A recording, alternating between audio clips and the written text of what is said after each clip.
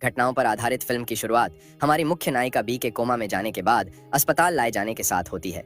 चिकित्सक उसके स्वास्थ्य का आकलन करते हैं, जबकि उसका अशांत परिवार उससे मिलने जाता है। बी अभी भी बेहोश है। ये समझाने के लिए कि वह खुद को अस्पताल में कैसे ले गई, अपनी कहानी की शुरुआत में वापस जाने का विकल्प चुनती है। बी के माता पिता शेरोन और डेरेक के सामने बौद्धिक चुनौतियां हैं।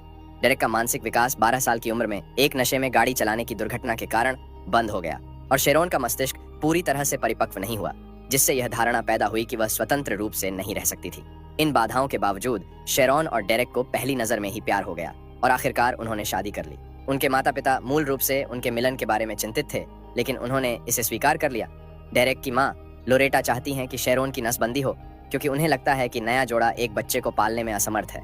शेरोन की माँ पैग इस धारणा की आलोचना करती हैं, लेकिन उनके पति अर्ल, जो शेरोन के पिता हैं, एक और बच्चे की देखभाल नहीं करना चाहते हैं। वे 21 साल से अपनी बौद्धिक रूप से विकलांग बेटी का पालन पोषण एक बच्चे की तरह कर रहे हैं। वे अभी के लिए कोई कार्रवाई नहीं करने का फैसला करते हैं, क्योंकि वे मानते हैं कि नवविवाहित किसी भी रोमांटिक चीज में उदासीन है। उनकी शादी के कुछ ही समय बाद बी का जन्म हुआ, जिसने आगे शेरोन के माता पिता पर बोझ डाल दिया, जो इस जोड़ी के लिए एक घर प्रदान कर रहे थे। बी का नाम उनकी माँ शेरोन के पसंदीदा कार्टून चरित्र बाम्बी के नाम पर रखा गया है। शुरुआत में शेरोन के माता पिता पेग और अर्ल छोटे बी की देखभाल करने में मदद करते हैं। जैसे जैसे समय बीतता जाता है, अर्ल परिवार की एकमात्र आय होने से ऊब जाता है, इसलिए वह डेरेक को अपने परिवार के साथ दूर जाने की पेशकश करता है। पेग चाहती है कि शेरोन और डेरेक उनके साथ रहें, क्योंकि उन्हें बच्चे की देखभाल करने के लिए उन पर भरोसा नहीं है।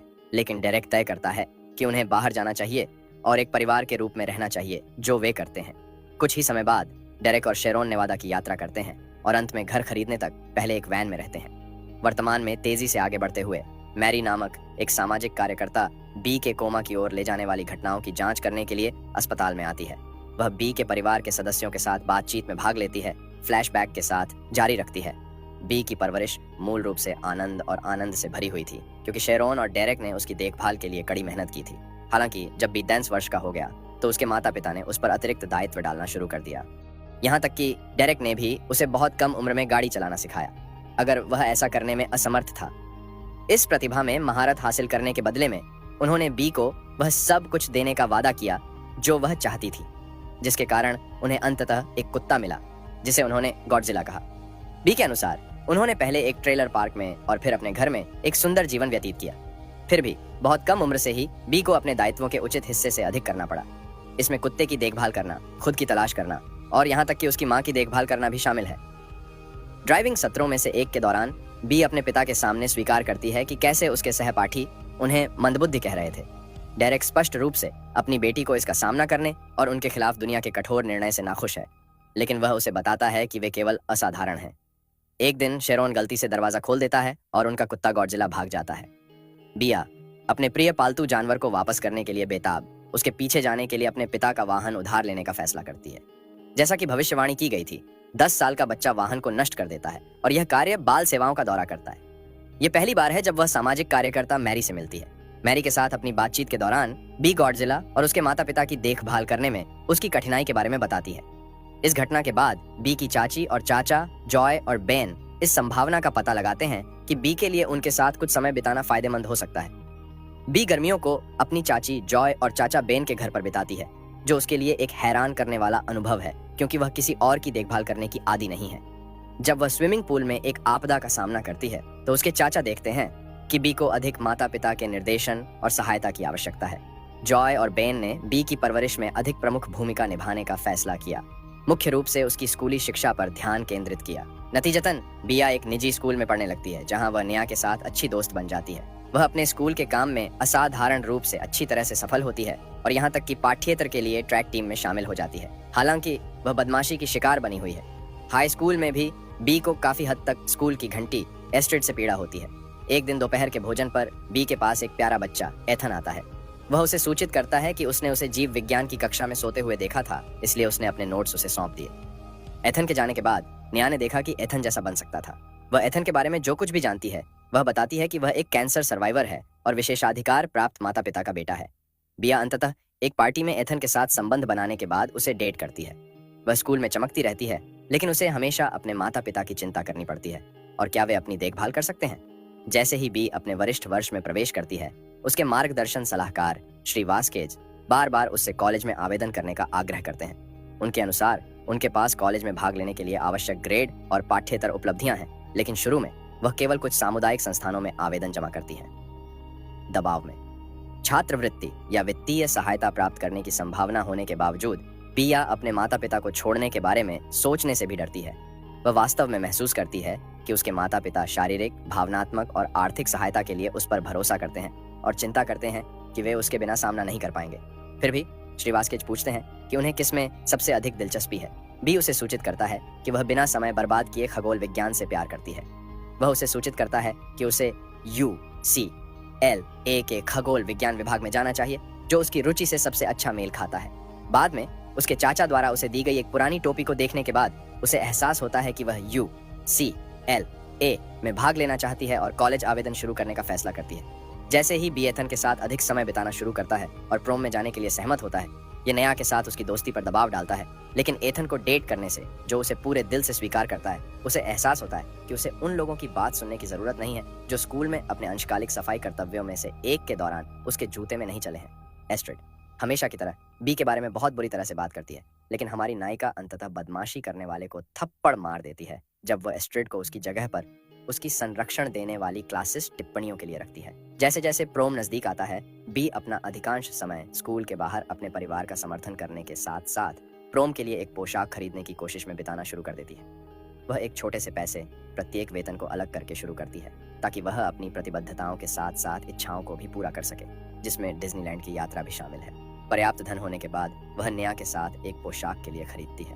निया अब उसके साथ कम समय बिताने के लिए बी से काफी परेशान प्रतीत होती है। अंत में दोनों लड़कियों में बहस हो जाती है, जिससे निया को दुकान पर ब्याह को अकेला छोड़ने के लिए मजबूर होना पड़ता है। इस बीच शेरोन किसी के बिना किराने की दुकान पर जाती है, क्योंकि वह अपनी पसंदीदा मिठाई चाहती है। तभी अन्य युवा उससे शराब खरीदने का आग्रह करते हैं। अफसोस की बात है कि शेरोन को हिरासत में ले लिया जाता है और वे डेरेक को भी गिरफ्तार कर लेते हैं जब वह पुलिस के साथ एक दृश्य बनाता है।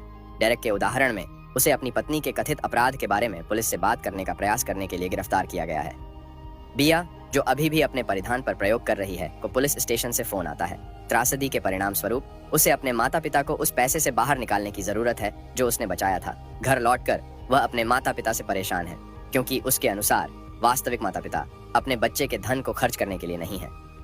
मामला तब गर्मा जाता है जब वह सुनती है कि उसके पिता ने पिछले महीने अपनी नौकरी खो दी और उसकी माँ को विकलांगता भुगतान प्राप्त करने से रोक दिया। डेरेक को लगता है कि शेरोन अपंग नहीं है, बल्कि असाधारण है।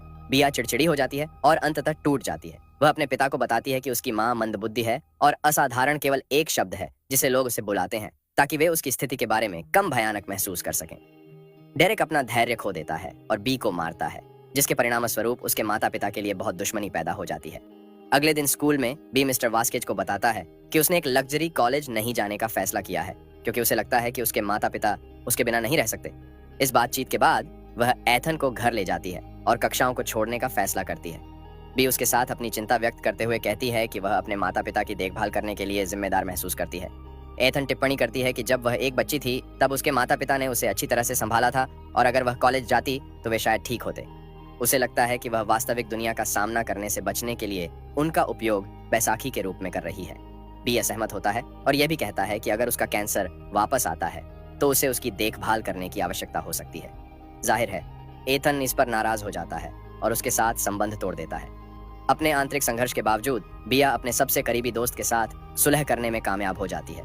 निया बी से नाखुश थी, क्योंकि उन्होंने सौदा न करने के बाद प्रोम में भाग लेने का विकल्प चुना था। वह निया के अपार्टमेंट में जाती है और माफी मांगती है। बी सुझाव देता है कि वे एक साथ घूमते हैं, लेकिन निया के पास अब प्रोम के लिए एक तारीख है, इसलिए बी उसे खुद को पीछे नहीं रखने के लिए कहता है, क्योंकि बी ने प्रोम रद्द कर दिया है, क्योंकि एथन उसके साथ टूट गया था। बिया फिर निया को प्रोम के लिए तैयार होने में मदद करती है और फिर अपने जीवन के मुद्दों से निपटने के लिए घर आती है। बी लास वेगास की छुट्टी जीतने की उम्मीद के साथ स्कूल के राइफल के लिए टिकट बेचकर जो कुछ भी वह कर सकती है उसे नियंत्रित करने का फैसला करती है, ताकि वह डिज्नीलैंड जा सके। अविश्वसनीय रूप से अकेला महसूस करते हुए वह नशे की हालत में टिकट बेचने के लिए बाहर जाने से पहले व्हिस्की की एक बोतल पीती है। वह टिकट बेचने के लिए बाहर जाती है और एंडी, एक सहपाठी का कॉलेज की उम्र का भाई, उसे सवारी देता है। वह स्वीकार करती है, लेकिन जब एंडी उसका यौन शोषण करता है तो चीजें एक बुरा मोड़ ले लेती हैं। बी असहज हो जाता है और वाहन छोड़ना चाहता है, लेकिन एंडी के दोस्त डेमियन, जो वैन चला रहा है, को एंडी के आचरण से कोई समस्या नहीं है। वह तभी रुकता है जब बी चलती कार से बाहर कूदने की कोशिश करता है। इसके बाद बी दूर जाने का प्रयास करता है, लेकिन एंडी उसका पीछा करता है और उससे वाहन में लौटने की भीख मांगता है। वह उसकी बाह को खींचना शुरू कर देता है और बी को फिसलने और गिरने से पहले उल्टी हो जाती है, जिससे उसका सिर जमीन पर गिर जाता है। उसे अनुत्तरदायी देखकर लड़के घबरा जाते हैं और भागने से पहले उसे अस्पताल के बाहर छोड़ देते हैं। बी अंत में होश में आ जाती है और अपने माता पिता और अपने परिवार के बाकी सदस्यों के लिए अपने प्यार का इजहार करती है। सामाजिक कार्यकर्ता के बाद मैरी अपना मूल्यांकन पूरा करती है। बी उससे पूछता है कि क्या उसका परिवार अब तक का सबसे पागल है, जिस पर मैरी कहती है कि वे नहीं है। उस रात बाद में एथन बी को देखता है और माफी मांगता है और वे सुलह कर लेते हैं। बिया को अंततः अस्पताल से छुट्टी दे दी जाती है और वह धीरे धीरे ठीक हो जाती है। हाई स्कूल के अपने अंतिम वर्ष के दौरान वह निया और अपनी बाकी कक्षा के साथ स्नातक करने का प्रबंधन करती है। अपने दायित्वों के कारण कॉलेज जाने में अपनी शुरुआती हिचकिचाहट के बावजूद बिया अपने पिता के साथ एक ईमानदार बातचीत करने का विकल्प चुनती है। डेरेक उसे आश्वस्त करता है कि किसी भी अन्य पिता की तरह वह चाहता है कि वह जीवन में आगे बढ़े। यह बी को उस संस्थान में आवेदन करने का आत्मविश्वास देता है जो वह चाहती है और सफलतापूर्वक प्रवेश जीतती है। यहाँ तक कि उसके दादा दादी, जो अपने बच्चों की बीमारियों पर विलाप कर रहे थे, ने भी बी की सफलताओं का जश्न मनाना चुना। स्नातक दिवस पर उसका पूरा परिवार जश्न मनाने के लिए वहां है। फिल्म एक खूबसूरत पल के साथ समाप्त होती है जब बी के माता पिता उसे कॉलेज ले जाते हैं। तब उसे डेरेक, जो अब एक लिफ्ट ड्राइवर के रूप में काम कर रहा है, और शेरोन खुशी खुशी बी के UCLA जाने के बारे में एक गीत प्रस्तुत करते हैं। उसकी मायू CLA बीनी पहनती है और यहाँ तक कि मार्मिक क्रेडिट अनुक्रम में एक लिफ्ट ग्राहक के साथ खुशी की खबर साझा करती है। फिल्म वास्तविक पारिवारिक छवियों और एक अपडेट के साथ समाप्त होती है कि बी अब UCLA में अपने तीसरे वर्ष में